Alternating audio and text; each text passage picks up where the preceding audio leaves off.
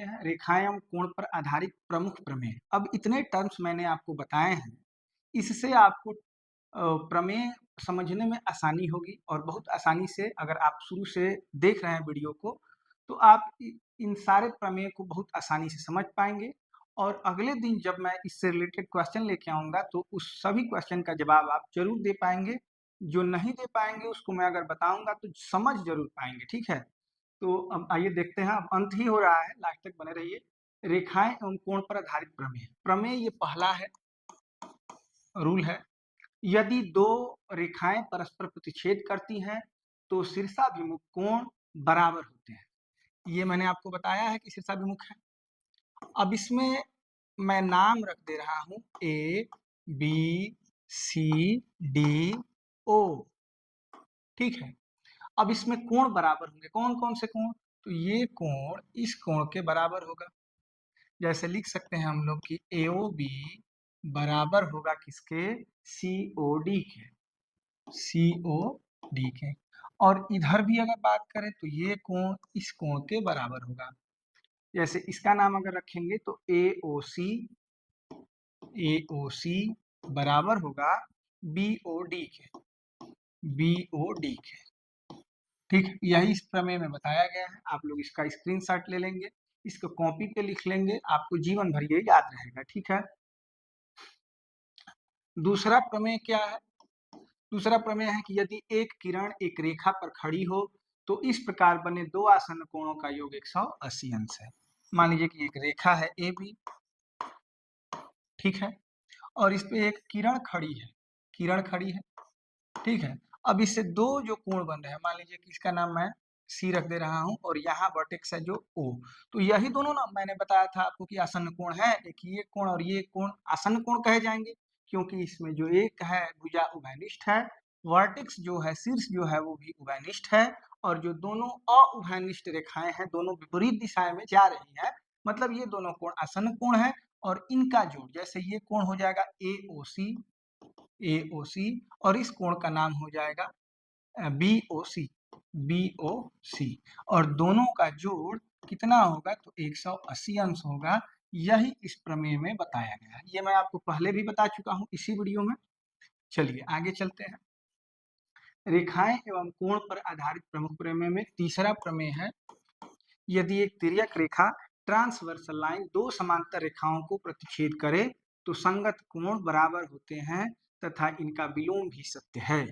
विलोम सत्य है का क्या मतलब होता है आगे देखेंगे, पहले ये देख लेते हैं। एक रेखा है AB और इसके पैरेलल, माने इसका इस रेखा के समांतर एक और रेखा है CD।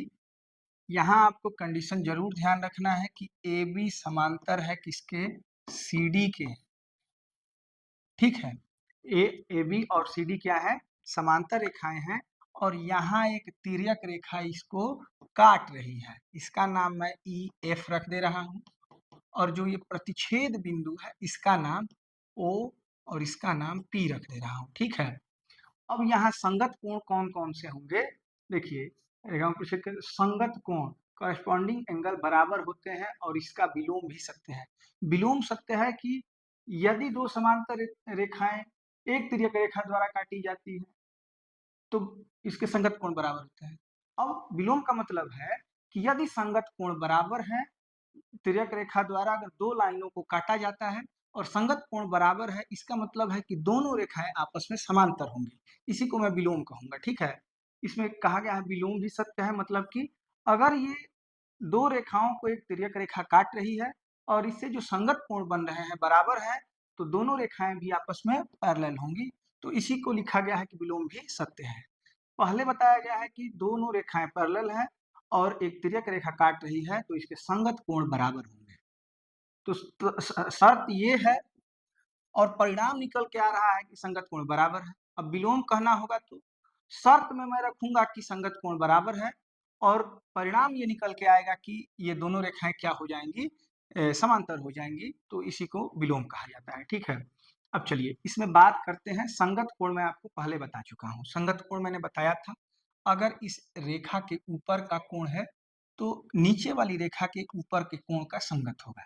जैसे इस कोण का नाम BOF है, BOF है और इस कोण का नाम क्या है, DPO है, DPO है, ठीक है। तो ये दोनों कोण BOF बराबर होगा कोण DPO के, ठीक है। अब ये भी संगत है, इस रेखा के ऊपर है और ये इस रेखा के ऊपर है, ऊपर वाली रेखा के ऊपर है और नीचे वाली रेखा के ऊपर, ये दोनों आपस में संगत कोण होंगे, ठीक है। मतलब कि इस कोण का नाम अगर मैं रखूं तो AOF होगा और इस कोण का नाम अगर मैं रखूं तो CPO होगा, CPO होगा। तो लिख सकते हैं हम लोग कि AOF इक्वल है CPO के। इसी प्रकार अगर इस रेखा से नीचे वाले कोण की बात हो जिसका नाम है AOP, AOP, ठीक है। तो इस रेखा के नीचे कोण कौन सा है, CPE, CPE।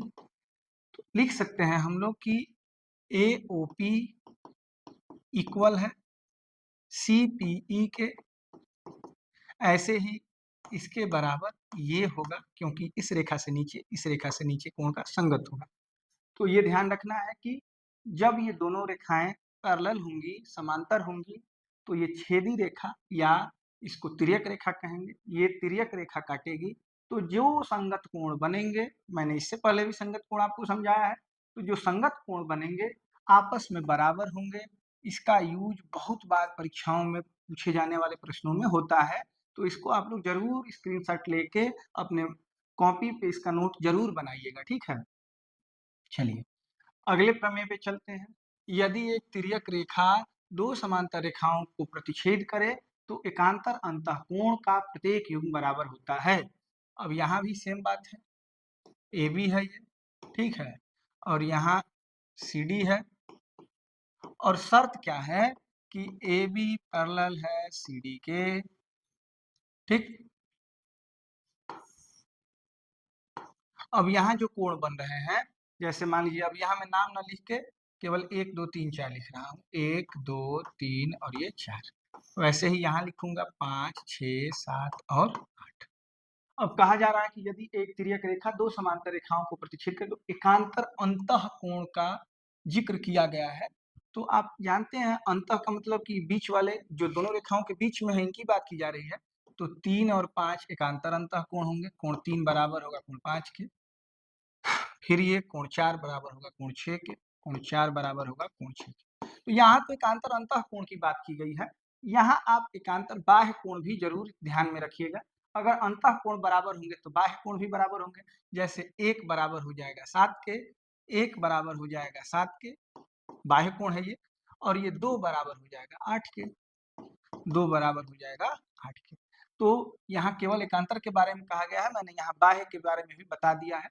दोनों कोण मतलब एकांतर अंतरकोण और अंतःकोण और बाह्य अंतःकोण, एकांतर अंतःकोण और एकांतर बाह्य कोण दोनों आपस में क्या होते हैं, बराबर होते हैं।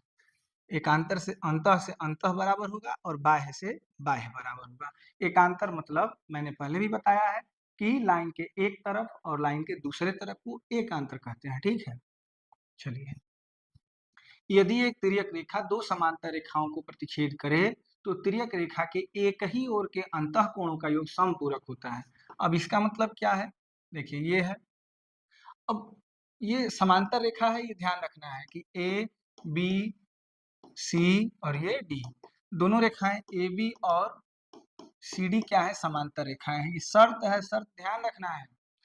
और ये देखिए तिर्यक रेखा है तो ये अंतः एक ही ओर के, मतलब लाइन के इस तरफ के अंतःकोण, दोनों अंतःकोण है ये, इन दोनों का योग कितना होगा, 180 होगा।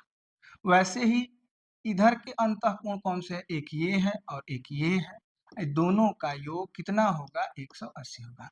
मतलब एक ही ओर के दोनों अंतःकोणों का योग कितना होता है, 180 होता है। ये ध्यान रखेंगे, यही इस प्रमेय में बताया गया है। चलिए इस सेशन को यहीं खत्म करते हैं। आज जो मैंने पढ़ाया है इससे रिलेटेड क्वेश्चन लेके मैं आऊँगा आपके साथ, मैं भी हल करूँगा, आप भी हल करिएगा। प्रैक्टिस करना बहुत ज़रूरी है। अगर आपके पास बुक है उसमें आप जैसे मान लीजिए कोई भी हायर मैथमेटिक्स आप उठा के देखेंगे तो पहला चैप्टर आपको यही मिलेगा, रेखा और कोण। उससे आप जो भी क्वेश्चन मिल रहे हैं बनाइए। अगर आपको क्वेश्चन बनाने में कोई दिक्कत आ रही है तो मुझे मैसेज करिएगा। मेरा नंबर ये है 83 18 81 31 59। अगर मैं जो चैप्टर पढ़ा रहा हूँ उससे कोई भी समस्या है तो आप निश्चित रूप से मुझे मैसेज कर सकते हैं। मैं आपके मैसेज को देखूंगा और आपके प्रश्न का समाधान करने का प्रयास करूंगा। मिलते हैं आपसे अगले वीडियो में, तब तक के लिए नमस्कार, शुभ रात्रि।